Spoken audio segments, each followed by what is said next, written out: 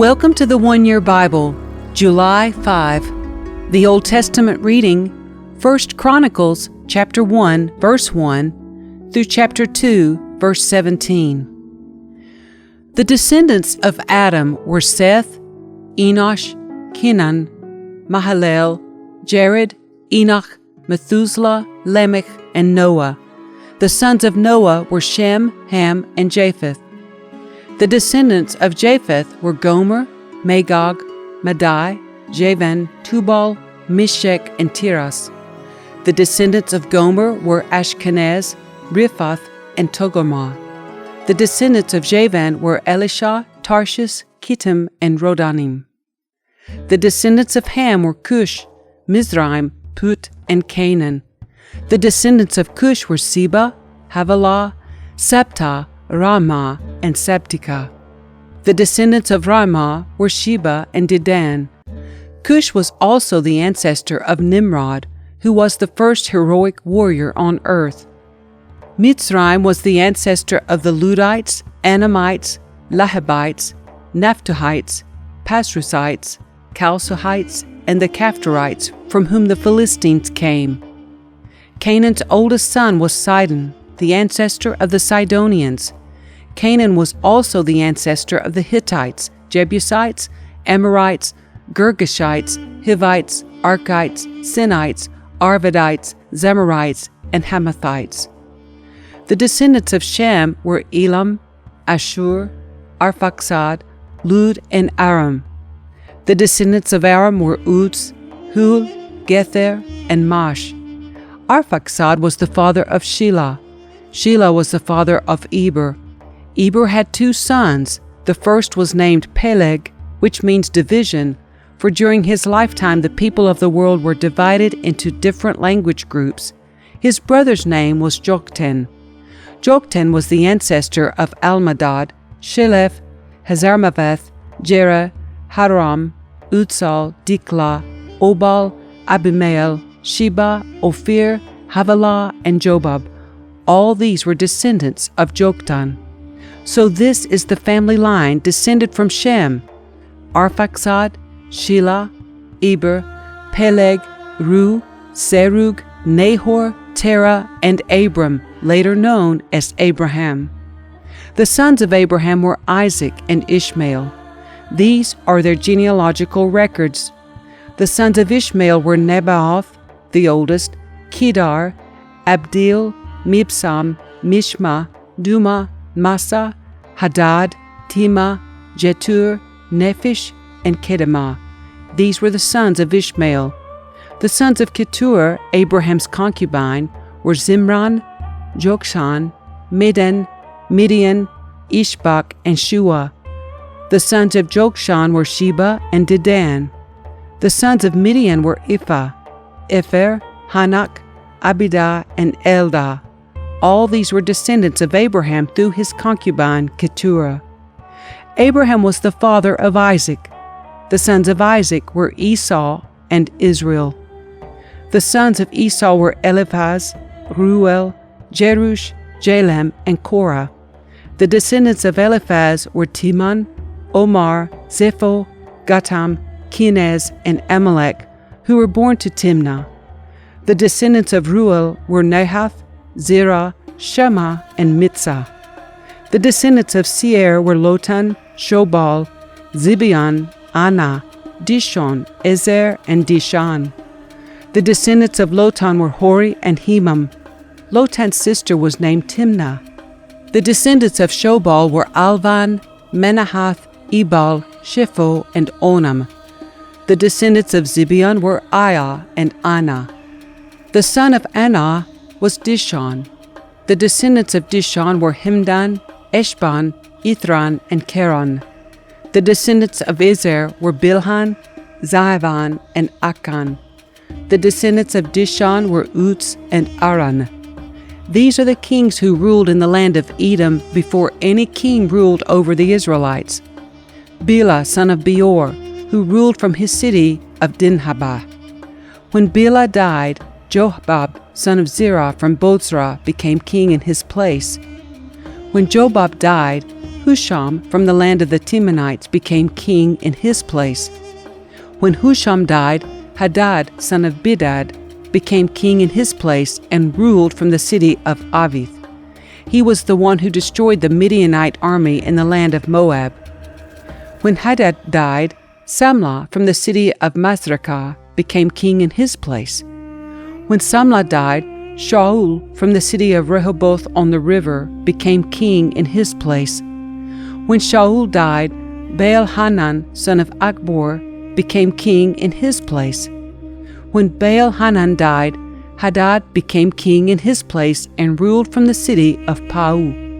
His wife was Mehetabel, the daughter of Matred and granddaughter of Mezihab. Then Hadad died. The clan leaders of Edom were Timnah, Alva, Jepheth, Aholibamah, Elah, Pinon, Kenaz, Teman, Mibsar, Magdiel, and Iram. These are the clan leaders of Edom. The sons of Israel were Reuben, Simeon, Levi, Judah, Issachar, Zebulun, Dan, Joseph, Benjamin, Naphtali, Gad, and Asher. Judah had 3 sons from Bathshua, a Canaanite woman. Their names were Onan, and Shelah. But the Lord saw that the oldest son, was a wicked man, so he killed him. Later, Judah had twin sons from Tamar, his widowed daughter-in-law. Their names were Perez and Zerah. So Judah had 5 sons in all. The sons of Perez were Hezron and Hamul. The sons of Zerah were Zimri, Ethan, Heman, Calcol, and Darda, 5 in all. The son of Carmi, a descendant of Zimri, was Achan, who brought disaster on Israel by taking plunder that had been set apart for the Lord. The son of Ethan was Azariah. The sons of Hezron were Jerahmeel, Ram, and Caleb. Ram was the father of Amminadab. Amminadab was the father of Nahshon, a leader of Judah. Nahshon was the father of Salmon. Salmon was the father of Boaz. Boaz was the father of Obed. Obed was the father of Jesse. Jesse's first son was Eliab. His second son was Abinadab. His third was Shemaiah. His fourth was Nethanel. His fifth was Radai. His sixth was Ozem. And his seventh was David. Their sisters were named Zeruiah and Abigail. Zeruiah had 3 sons named Abishai, Joab, and Asahel. Abigail married a man named Jether, an Ishmaelite, and they had a son named Amasa.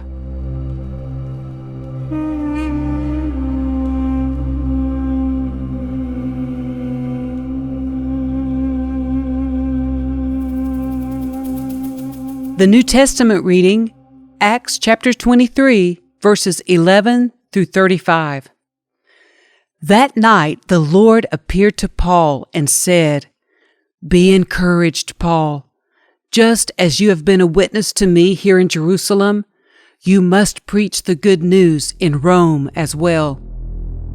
The next morning, a group of Jews got together and bound themselves with an oath not to eat or drink until they had killed Paul. There were more than 40 of them in the conspiracy. They went to the leading priests and elders and told them, "We have bound ourselves with an oath to eat nothing until we have killed Paul. So you and the high council should ask the commander to bring Paul back to the council again. Pretend you want to examine his case more fully. We will kill him on the way." But Paul's nephew, his sister's son, heard of their plan and went to the fortress and told Paul. Paul called for one of the Roman officers and said, "Take this young man to the commander. He has something important to tell him." So the officer did, explaining, "Paul the prisoner called me over and asked me to bring this young man to you because he has something to tell you." The commander took his hand, led him aside, and asked, "What is it you want to tell me?"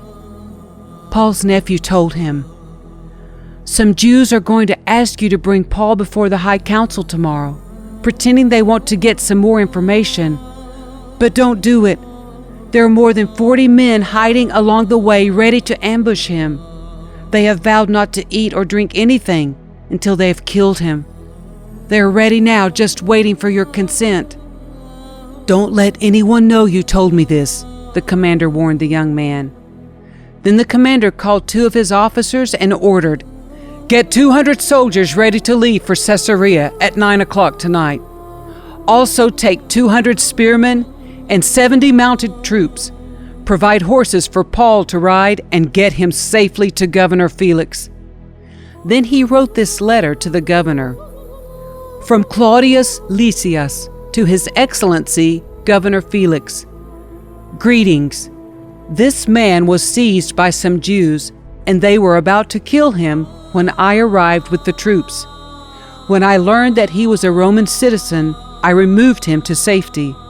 Then I took him to their high council to try to learn the basis of the accusations against him.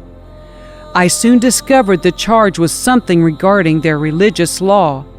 Certainly nothing worthy of imprisonment or death. But when I was informed of a plot to kill him, I immediately sent him on to you. I have told his accusers to bring their charges before you." So that night, as ordered, the soldiers took Paul as far as Antipatris.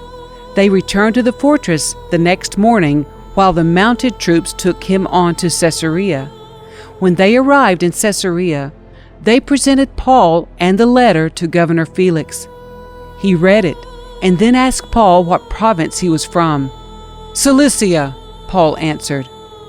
"I will hear your case myself when your accusers arrive," the governor told him. Then the governor ordered him kept in the prison at Herod's headquarters.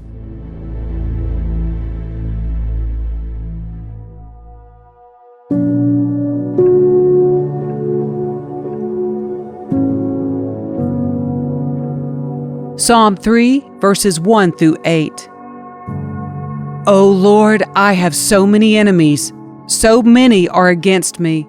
So many are saying, "God will never rescue him." But you, O Lord, are a shield around me. You are my glory, the one who holds my head high. I cried out to the Lord, and he answered me from his holy mountain. I lay down and slept, yet I woke up in safety, for the Lord was watching over me. I am not afraid of 10,000 enemies who surround me on every side. Arise, O Lord, rescue me, my God. Slap all my enemies in the face. Shatter the teeth of the wicked. Victory comes from you, O Lord. May you bless your people.